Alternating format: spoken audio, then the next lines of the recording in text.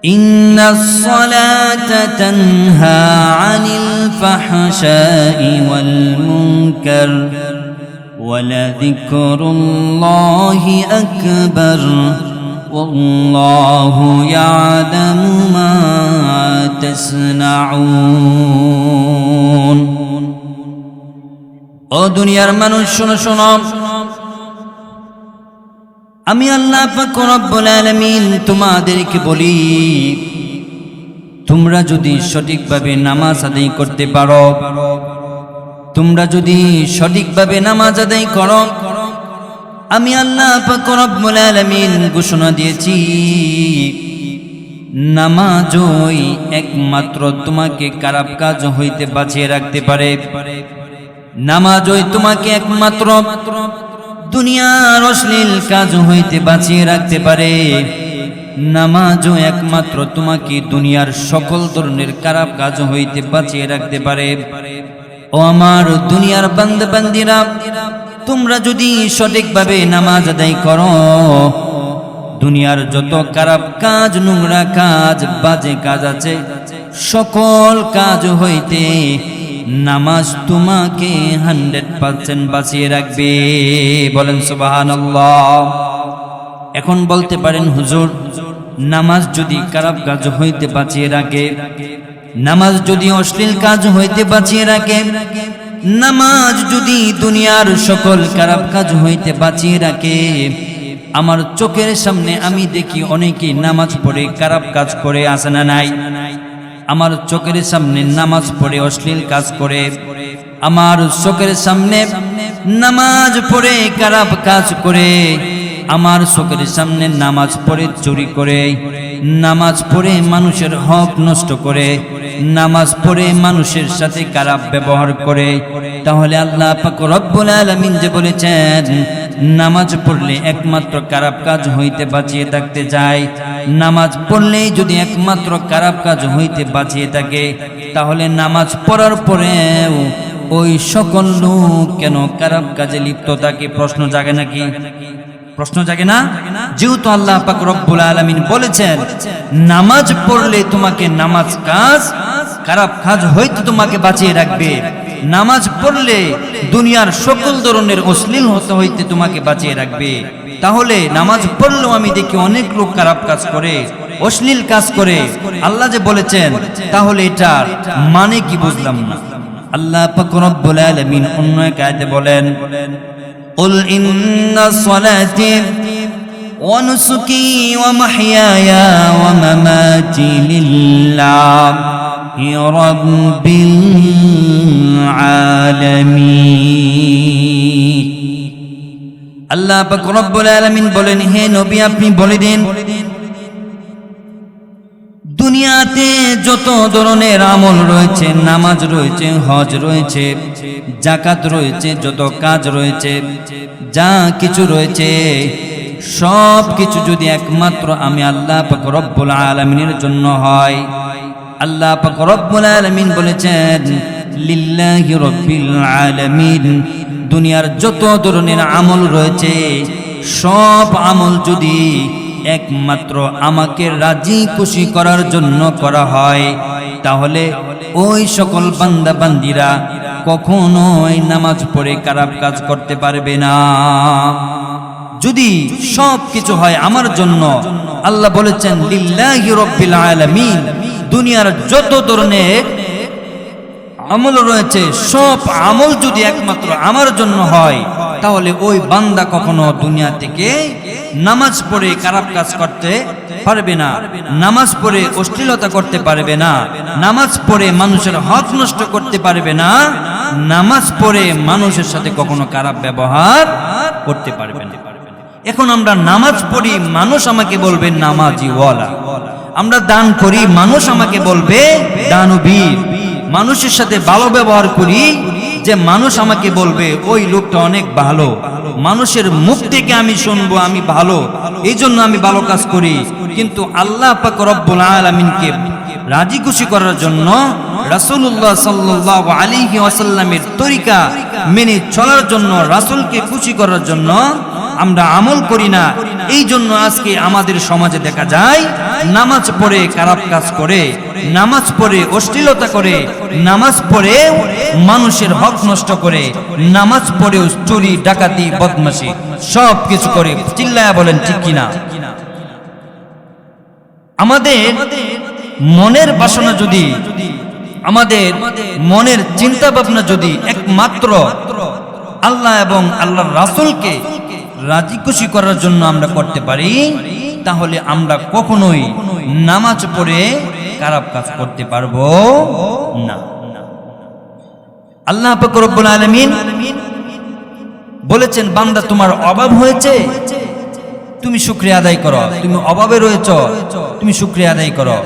অভাবে রয়েছ মানেই তুমি মানুষের হক নষ্ট করবা, অভাবেই হয়েছে দেখেই তুমি মানুষের সাথে খারাপ ব্যবহার করবা, তোমার ক্ষমতার জোর দেখাইবা, ক্ষমতার জোর দেখাইয়া তুমি তার কাছ থেকে টাকা আদায় করে নিবা, তাহলে তো আমি তোমাকে ভালোবাসতে পারবো না।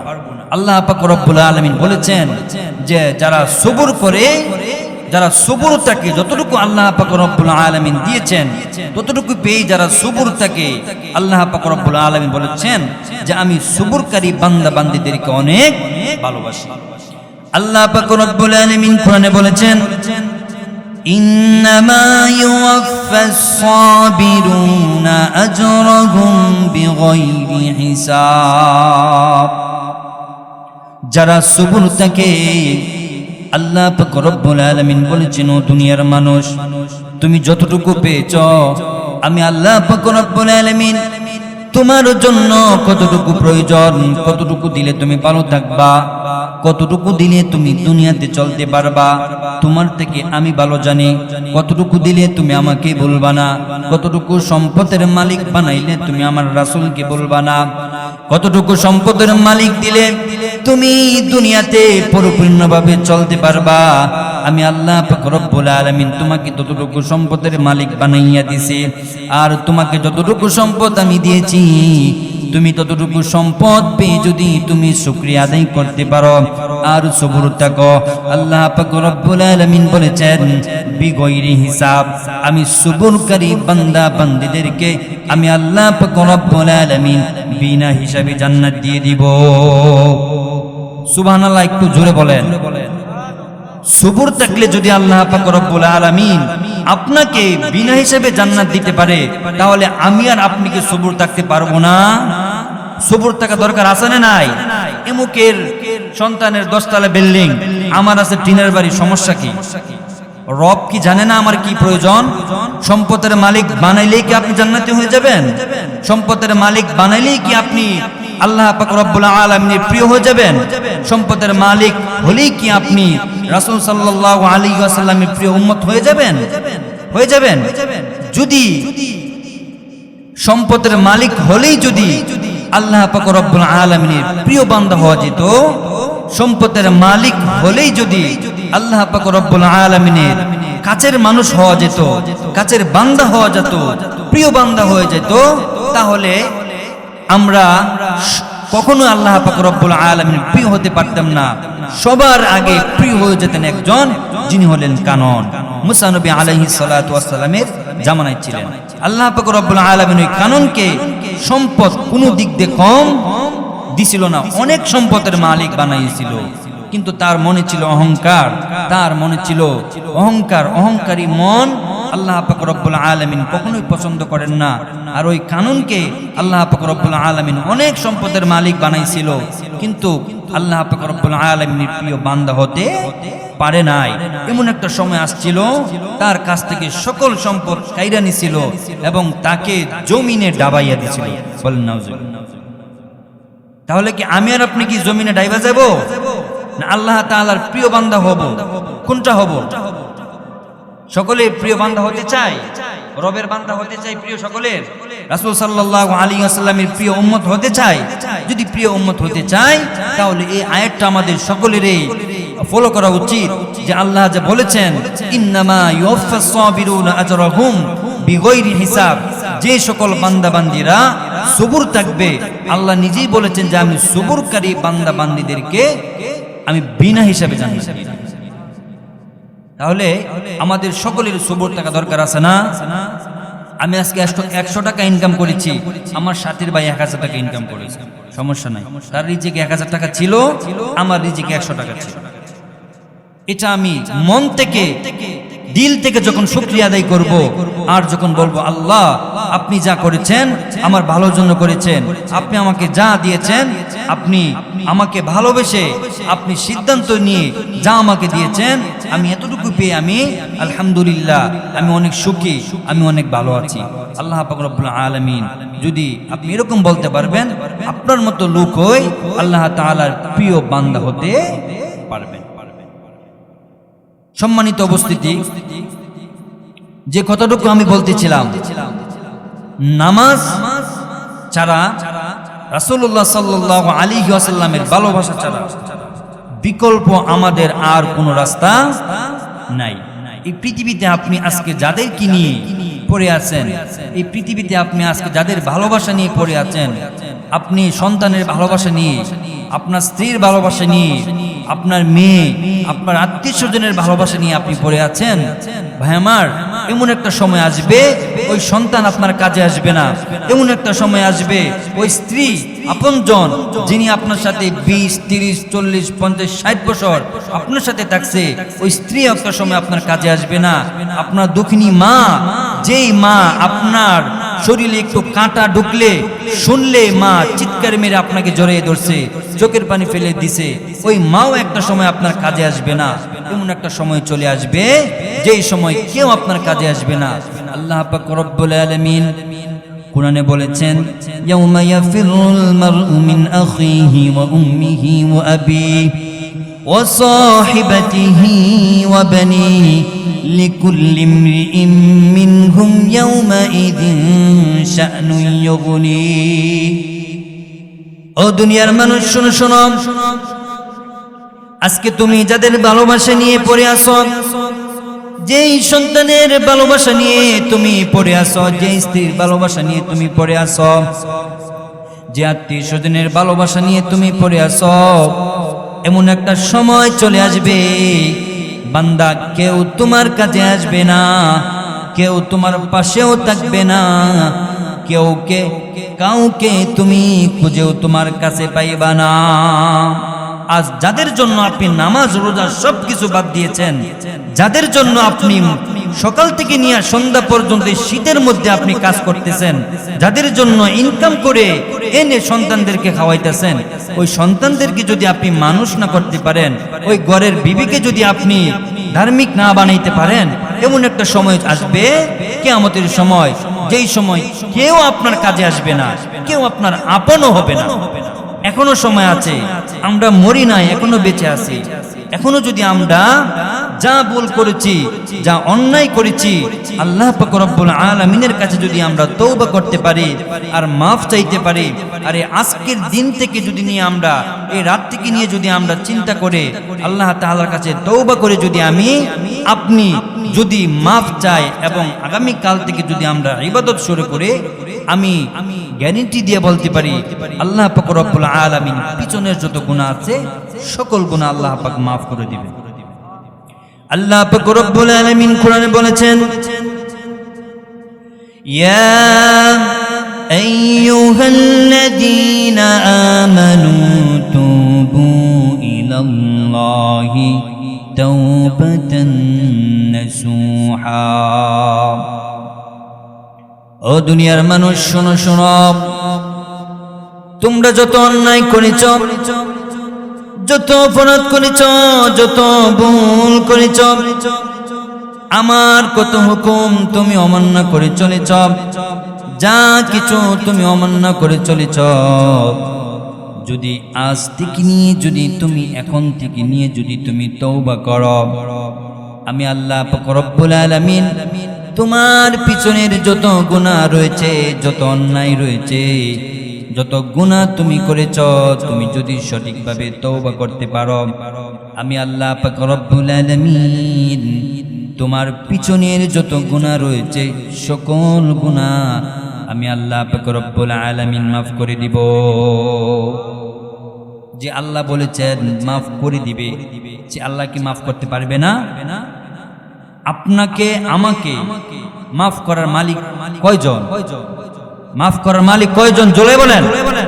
একজন। উনি যদি আমাকে মাফ করে, কেউ কি বাধা দিতে পারবে? কেউ বাধা দিতে পারবে?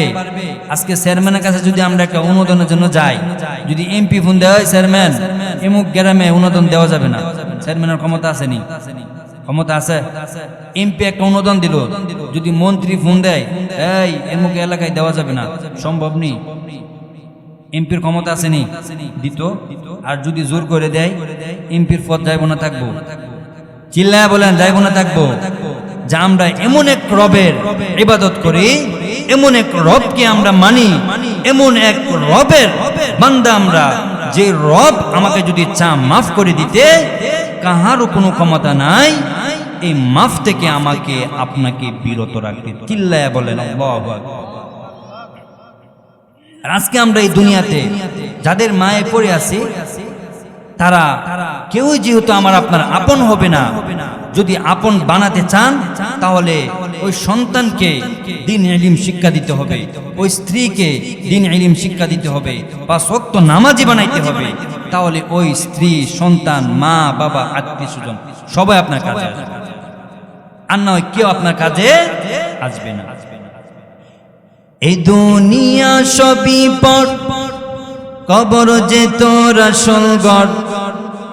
এই দুনিয়া সবই পর, কবর যে তোর আসল ঘর। কেমন সে তাই থাকবে পরে, শুধুই মাটির বিছানা। কেমন সে তাই থাকবে পরে, শুধুই মাটির বিছানা। চিন্তা করে দেখো না, কবরে কি যাইবা না। চিন্তা করে দেখো না, কবরে কি যাইবা না। যে কবরে আল্লাহ ছাড়া বন্ধু কেহ থাকবে না। যে কবরে রাসূল ছাড়া আপন কেহ হবে না। চিন্তা করে দেখো না, কবরে কি যাইবা না। চিন্তা করে দেখো না, কবরে কি যাইবা না। সম্মানিত ভাইরা আমার, পৃথিবীর জমিনে যাদের মায়ে পড়ে দুনিয়াতে পড়ে আছেন, যাদের মায়ে পড়ে দুনিয়াতে এখনো আল্লাহকে ভুলে গিয়েছেন, যাদের ভালোবাসা পেয়ে রাসূলকে ভুলে গিয়েছেন, তারা কেউ আপনার আপন হবে না। আপন হবে আল্লাহ এবং আল্লাহর রাসূল। আর আমরা সকলে ওই দুইজনকে পরিপূর্ণভাবে ভালোবাসার দরকার আছে না নাই? চিল্লায় বলেন আছে না নাই? আমার আপনার নবী, মায়ার নবী, রাহমাতুল লিল আলামিন আমার জন্য আপনার জন্য কি না করেছে। আল্লাহ পাক রব্বুল আলামিন तमाम পৃথিবীতে পাঠাইয়া আল্লাহ পাক রব্বুল আলামিন কোরআনে বলে দিয়েছেন, আমার বন্ধু, আমার হাবিব तमाम পৃথিবীতে যা কিছু রয়েছে সকলের জন্য আমার হাবিব রহমত হিসাবে আমি দুনিয়াতে প্রেরণ করেছি। এই রাসূলের রহমত যদি না থাকতো, আমরা দুনিয়াতে এখনো পর্যন্ত কেউ টিকে থাকতে পারতাম না। আল্লাহ বলেছেন, ওয়ামা আরসালনাকা ইল্লা রাহমাতাল লিল আলামিন। ওই রাসূলের রহমত যদি না থাকতো, রাসূলের বরকত যদি না থাকতো, তাহলে আপনি আমি এখনো পর্যন্ত এই দুনিয়ার বুকে টিকে থাকতে পারতাম না। আল্লাহর রাসূল সাল্লাল্লাহু আলাইহি ওয়াসাল্লাম এমন একটা সময় আসবে, হাসরের মাঠ যখন কায়েম হয়ে যাবে, আমি আপনি এখনো পর্যন্ত রাসূলকে যে ভালোবাসি না, রাসূল আমাকে কতটুকু ভালোবাসেন জানেননি? হাসরের মাঠ যখন কায়েম হয়ে যাবে, বান্দা বান্দীদেরকে যখন জান্নাত জাহান্নাম যখন ভাগাভাগি করে দিয়ে ফেলবে, এমন একটা সময় চলে আসবে কেউ আপনাকে খুঁজবে না। এমন একটা সময় আসবে কেউ আপনাকে ডাকবে না, কেউ আপনাকে আপন ভাবে নিবে না। এমন একটা সময় চলে আসবে যখন জান্নাত জাহান্নাম ভাগাভাগি করে দিয়ে ফেলবে, কিছু মানুষ জান্নাতে চলে যাবে আর কিছু মানুষ জাহান্নামে চলে যাবে। ওই সময় কেউ আপনার আপন হবে না। যারা জাহান্নামে চলে যাবে, যারা জাহান্নামে চলে যাবে তাদের জন্য আমার আপনার নবী রাহমাতুল লিল আলামিন সিজদায় পড়ে যাবে আর কান্না করতে থাকবে। আল্লাহ পাক রব্বুল আলামিনের কাছে ক্ষমা চাইতে থাকবে, ও আল্লাহ আমার উম্মতদেরকে তুমি জাহান্নাম থেকে তুমি জান্নাতে দিয়ে দাও। এমন সিজদায় পড়ে থাকবে যে সিজদা থেকে আমার রাসূল উঠবে না। আল্লাহ পাক রব্বুল আলামিন জিবরাইলকে বলবে, ও জিবরাইল যাও যাও আমার রাসূলের কাছে যাও। আমার রাসূলকে আজকে আমি সকল রাজত্ব দিয়েছি, আমার রাসূলকে আজকে আমি সকল কিছুর ক্ষমতা দিয়েছি।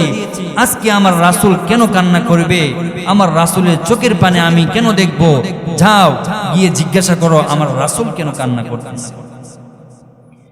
রাসূলুল্লাহ সাল্লাল্লাহু আলাইহি ওয়াসাল্লামের কাছে জিবরাইল আসবে। জিবরাইল এসে সালাম দিবে, আসসালাতু ওয়াসসালামু আলাইকা ইয়া রাসূলুল্লাহ, আসসালাতু ওয়াসসালামু আলাইকা ইয়া হাবিবাল্লাহ। ওগো মায়ের নবী রাহমাতুল লিল আলামিন, আজকের এই দিনে পৃথিবীতে আপনি অনেক কষ্ট করেছেন, পৃথিবীর জমিনে অনেক কষ্ট করে আপনি আসছেন। পৃথিবীর জমিনে অনেক কষ্ট সহ্য করে আপনি এসেছেন। আর এই সময়ে কাহারও কোনো শক্তি নাই, এই সময়ে কারো কোনো ক্ষমতা নেই। আপনাকে আল্লাহ পাক রব্বুল আলামিন এত ক্ষমতা দিয়েছে, ক্ষমতা পাওয়ার পরেও আপনি কেন কান্না করতেছেন? আপনি কেন সিজদার মধ্যে রয়েছেন? আপনার চোখে কেন পানি? আল্লাহ পাক রব্বুল আলামিন যখন জিবরাইলকে দিয়ে জিজ্ঞাসা করা হবে, জিবরাইল আয়েশা জিজ্ঞাসা করবে। আল্লাহ রাসূল সাল্লাল্লাহু আলাইহি ওয়াসাল্লাম যখন কান্না করতে থাকবেন, ওই সময় আল্লাহ রাসূল সাল্লাল্লাহু আলাইহি ওয়াসাল্লামকে জিবরাইল এসে যখন জিজ্ঞাসা করবে, রাসূল আপনি আজকের এই দিনে আপনি তো হাসবেন, আপনি আনন্দ করবেন, কিন্তু এই দিনে আপনি কেন কান্না করতেছেন? রাসূল সাল্লাল্লাহু আলাইহি ওয়াসাল্লাম তখন জবাব দিবেন, ও জিবরাইল তুমি কি জানো না, তুমি কি দেখো না আমার কিছু উম্মত জাহান্নামে পড়ে গিয়েছে, আমার কিছু উম্মত জাহান্নামে চলে গিয়েছে। আমার এই উম্মতদেরকে জাহান্নাম থেকে আমি বাঁচাতে চাই, জাহান্নাম থেকে আমি নিয়ে আসতে চাই। যতক্ষণ না পর্যন্ত জাহান্নাম থেকে আল্লাহ পাক রব্বুল আলামিন মাফ না দিবে, আমি রাসূল কান্না থামাতে পারবো না, আমি রাসূল সিজদা থেকেও উঠতে পারবো না। যে রাসূল আপনাকে আমাকে এত ভালোবাসে, সে রাসূলের আদর্শ নিয়ে আমাদের সকলের চলার দরকার আছে না নাই? চিল্লায় বলেন আছে না নাই? আল্লাহ পাক রব্বুল আলামিন ওই সময় জিবরাইলকে ডাক দিয়ে বলবো, জিবরাইল আসো, আমার কাছ থেকে তুমি একটা পেলা নিয়ে যাও, এই পেলাটা নিয়ে আমার রাসূলকে দাও, আর এই পেলার মধ্যে যে পানিটুকু রয়েছে ওই পানিটুকু রাসূলকে বলো ওই জাহান্নামে যেখানে তার উম্মত পড়ে গিয়েছে, জাহান্নামে আছে, ওইখানে গিয়ে যেন ওই পানিটা ঢেলে দেয়। রাসূল সাল্লাল্লাহু আলাইহি ওয়াসাল্লাম ওই পেয়ালাটা নিয়ে জাহান্নামের কাছে গিয়ে ওই জাহান্নামে ঢেলে দিবে। ঢেলে দেওয়ার সাথে সাথে সকল আগুন, এত বড় আগুন, এত ভয়ানক আগুন সেকেন্ডের মধ্যে একদম শীতল হয়ে যায়। জোরে বলেন না সুবহানাল্লাহ।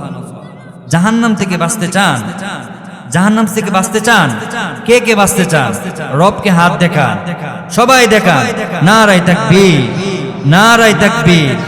এখন জাহান্নাম থেকে যদি বাঁচতে চান তাহলে রাসূলকে ভালোবাসতে হবে।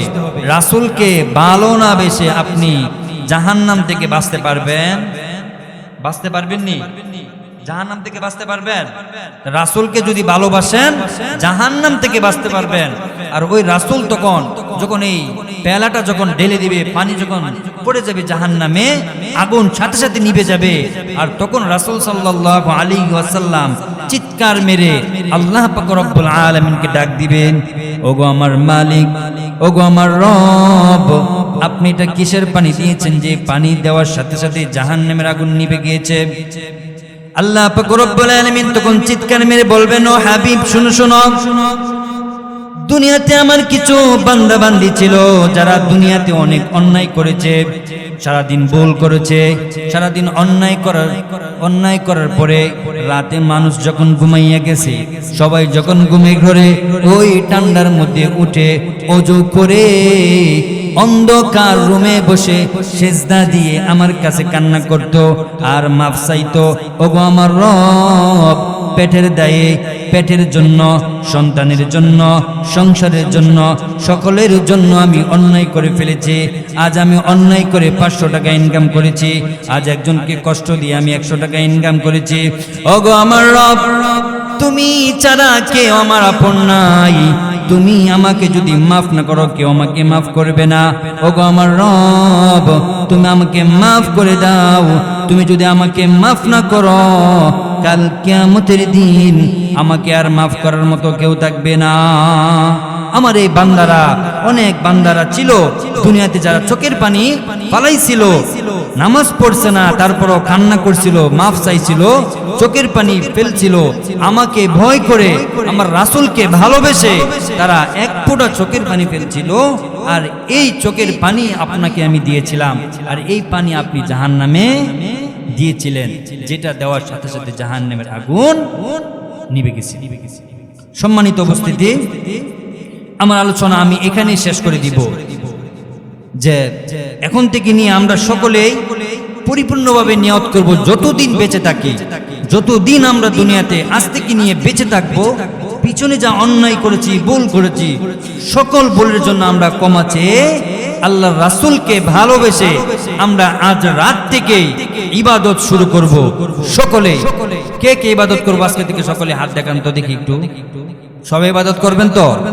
পিছনের যত ভুল আছে আল্লাহ মাফ করে দিব যদি সকলে পরিপূর্ণভাবে তওবা করে আল্লাহকে ভয় করে রাসূলকে ভালোবেসে যদি আপনি তওবা করতে পারেন, 100% আপনাকে মাফ করে দিবে। আমরা সকলেই মাফ চাই, আল্লাহ যেন আমাদের সবাইকে মাফ করে দেন।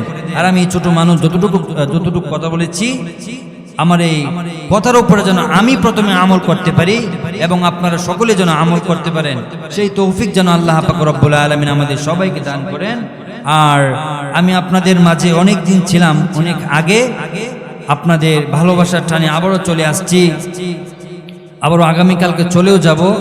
সকলের কাছে আমি বিশেষ করে দোয়া চাই, আপনাদের দোয়া এবং ভালোবাসায় আল্লাহ পাক রব্বুল আলামিন আমাকে অনেক ভালো একটা স্থানে রেখেছেন, অনেক সম্মানিত একটা স্থানে আমাকে রেখেছেন। সকল কিছু হচ্ছে আপনাদের ভালোবাসা এবং দোয়া। তো সকলে আমার জন্য দোয়া করবেন, আল্লাহ যেন আমাকে ওইখানে, যেন মৃত্যু পর্যন্ত ওইখানে রাখুক বা যেখানে রাখুক, যেন ওই লেভেলে, ওই স্থানে বা ওই রাস্তায় যেন আমি থাকতে পারি।